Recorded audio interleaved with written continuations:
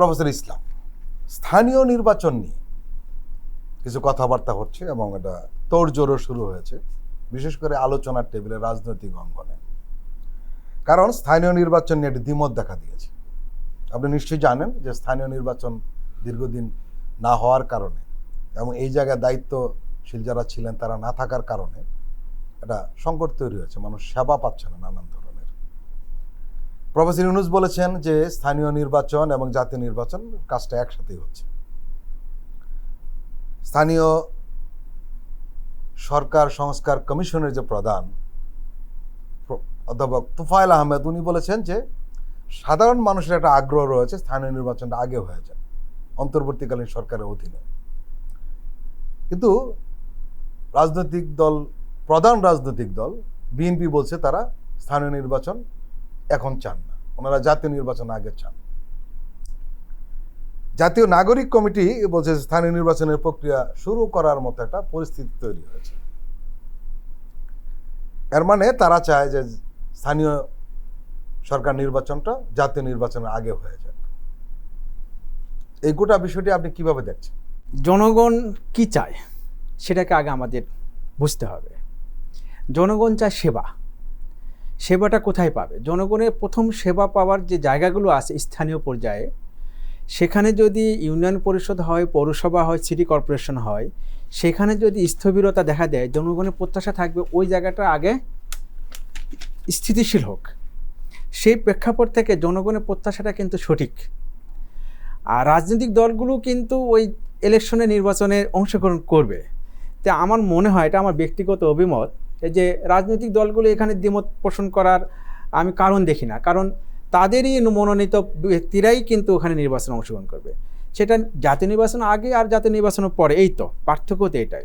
তো সেটা যদি জাতীয় নির্বাচনের আগে যদি ইউনিয়ন পরিষদ বা স্থানীয় সরকার বা স্থানীয় পর্যায়ে নির্বাচনগুলো হয়, তাহলে আমি মনে করি যে জনগণের মধ্যে এতদিনে ভোট না দেওয়ার যে এক ধরনের বঞ্চনা ছিল, অ্যাটলিস্ট ওই জায়গা থেকে শুরু করে যে আমার ভোটটা আমি দিতে পারলাম, আমার পছন্দের প্রার্থীকে দিতে পারলাম, আমার সেবা পাওয়ার যে জায়গাটা, আস্থা জায়গাটা, সেই জায়গাটা আমরা ফিরে পেলাম।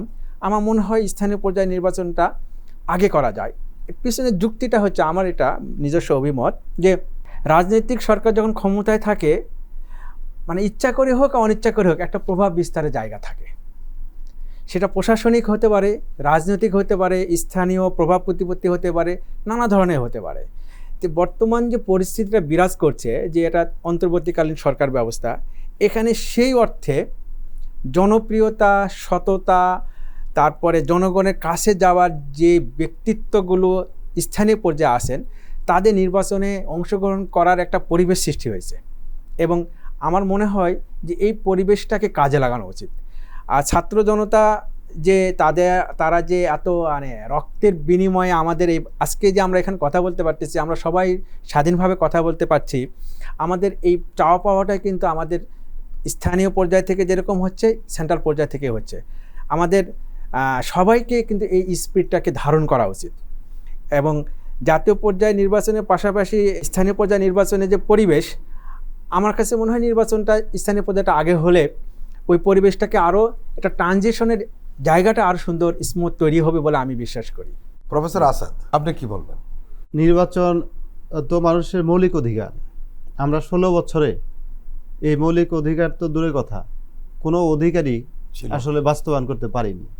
এখন একটা সুযোগ এসছে, একটি অন্তর্বর্তীকালীন সরকার, তাদের কাজের মধ্যে একটা কাজ হচ্ছে সুন্দর একটা নির্বাচন উপহার দেওয়া। আমাদের সেই সুযোগটা কাজে লাগাতে হবে। একই সাথে বিএনপিকে আমরা বলবো যে তারাও এই নির্বাচনে দেখাবে যে না, তারা গণতান্ত্রিক একটা দল, এবং এই নির্বাচনে তারা কোনো ধরনের সহিংসতা করবে না। তাদের যে প্রার্থী হবে, সেই প্রার্থী অবশ্যই ভালো ভালো প্রার্থী দিবে। প্রার্থী দলীয় হবে, কিন্তু প্রতীকটা থাকবে না। না, এটা দলীয় বলতে কি, এখন আপনি যদি সক্রেটিসের কথা বলেন, বলছে যে প্রত্যেকটা মানুষ জন্মগ্রহণ করে রাজনৈতিক চিন্তা নিয়ে, প্রত্যেকটা মানুষই রাজনীতি সে অর্থে। তাই যদি হয়, আমরা তো কেউই রাজনীতির বাইরে না। তো কাজেই ব্যক্তি হয়তো দলীয় হবে, কিন্তু যখন আপনি মার্কাটা দলীয় না করলেন, তার মধ্যে কিন্তু একটা মনস্তাত্ত্বিক বিষয় আছে। অবশ্যই। তো সেই বিষয়টি আমরা ইতিবাচক অর্থে দেখব এবং বর্তমান সরকার যেটা করেছেন আমি মনে করি যথার্থ অর্থেই নির্বাচনটা আসলে উপহার দেওয়ার জন্য। মানে স্থানীয় নির্বাচনটা আগে হলে ভালো হয় আপনি বলছেন? অবশ্যই ভালো হয়, কারণটা হলো দলীয় প্রভাবটা এই প্রভাব থেকে মুক্ত হবে এবং সত্যিকার অর্থে যে নির্বাচন সেই নির্বাচনই আসলে হবে। সেই জন্যে আমি মনে করি স্থানীয় নির্বাচনটা আগে দেওয়াই ভালো। আরেকটা ব্যাপার হচ্ছে আপনি দেখুন 5ই আগস্টের পরে স্থানীয় যারা নির্বাচিত ছিলেন চেয়ারম্যান মেম্বার তারা কিন্তু উধাও হয়ে গেছেন, তারা কোথাও নাই। আশ্চর্যের ব্যাপার হলো তাদেরকে কিন্তু কেউ হুমকিও দেয়নি, প্রশাসন থেকেও তাদেরকে কোনো ধরনের অবলুপ্ত করা হয়নি তাদের পোস্টগুলো, কিন্তু তারা রাতের আধারে তারা নাই। তার মানে হলো এমন কাজ তারা করেছে তারা এলাকায় কিন্তু থাকতে পারেননি। কিন্তু আমি যদি এর বিপরীত চিত্র দেখি, যারা এলাকায় ভালো কাজ করেছেন তাদের নির্বাচিতই হয়তো অনেক ক্ষেত্রে আপনি দেখবেন যে দলীয় প্রার্থী ছিলেন না, বিদ্রোহী প্রার্থী, অর্থাৎ ওইখানে ভালো কাজ করেছেন উনি, তো ওই প্রার্থী কিন্তু এলাকায় রয়ে গেছেন এবং দেদারসে ঘুরে বেড়াচ্ছেন, তার কোনো সমস্যা হচ্ছে না। কিন্তু অধিকাংশ চিত্রই কিন্তু এর বিপরীত। তার মানে হলো মানুষ এই যে আমরা যে কথাগুলো বলছি যে শুধু রাজনৈতিক ব্যাপারই নয়, আপনি ব্যক্তি মানুষ কতটা ভালো সেটাও কিন্তু সমাজে দেখবার বিষয় আছে। স্থানীয় নির্বাচনের সুযোগটা থাকে, ভালো মানুষগুলো অবশ্যই আছে, ভালো মানুষগুলো প্রত্যেকটা ভালো একটা মানুষের সাথে যোগাযোগ থাকে হচ্ছে স্থানীয়দের। আমরা দেখেছি যে যারা চেয়ারম্যান মেম্বার হন তারা একসাথে গল্প করছেন, একসাথে চা খাচ্ছেন সবাইকে নিয়ে, ওখানে দল বল নির্বিশেষে বসে আড্ডা দিচ্ছেন। এই ধরনের পরিবেশে তো আমরা চাই। আশা করি এই স্থানীয় নির্বাচনের মাধ্যমে সেইটার প্রতিফলন এবার হবে। আমি একটু যোগ করি, ওনার সঙ্গে যোগ করি, সেটা হলো যে আসলে স্থানীয় পর্যায়ে যারা আজকে নাই, কেন নাই? আমি যে গ্রামে বসবাস করি সেই গ্রামের সঙ্গে আমার কোনো অ্যাটাচমেন্ট নাই, আন্তরিকতা নাই। তার মানে আমার কর্মকাণ্ডগুলো এমনভাবে দলীয় হয়ে গেছে, এমনভাবে নীতি বিবর্জিত হয়েছে, আজকে আমি আমার গ্রামে অবস্থান করতে পারতেছি না।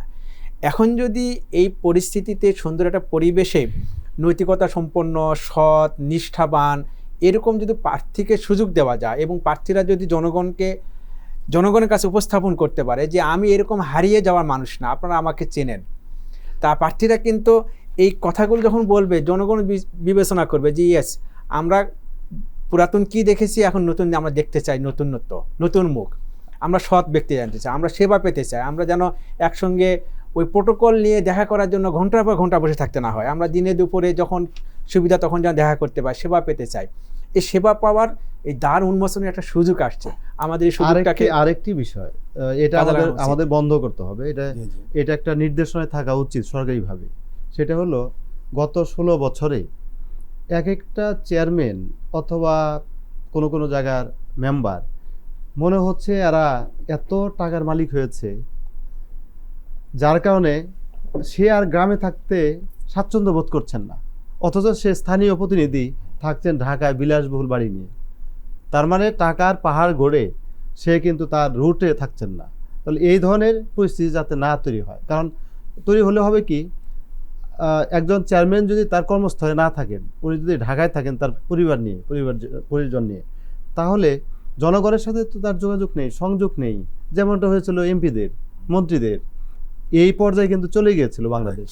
সেখান থেকে আমাদের আসলে ফিরে আসতে হবে।